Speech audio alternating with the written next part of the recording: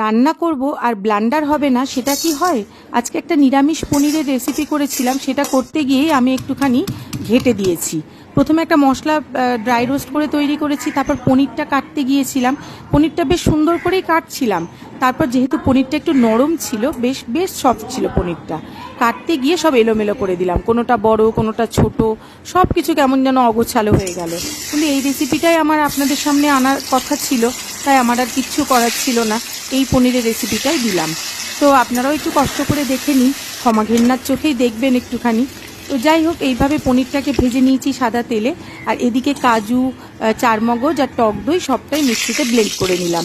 তারপর গোটা গরম মশলা, আদা কুচি, তেজপাতা দিয়ে ভালো করে মিশিয়ে নিলাম, আর এর মধ্যে কাজু, চারমগজ আর দইয়ের মিশ্রণটা দিয়ে দিলাম।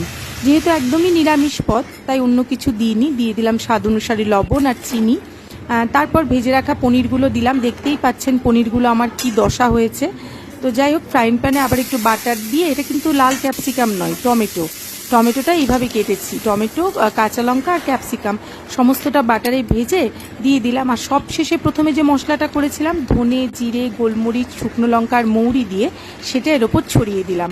আপনারা চাইলে কাসুরি মেথিও দিতে পারেন, কিন্তু এই গন্ধটাই কিন্তু চমৎকার। সে দেখতে যাই হবে হোক, খেতে কিন্তু খুবই ভালো হয়েছিল। আপনারাও বাড়িতে এইভাবে একবার করে দেখতে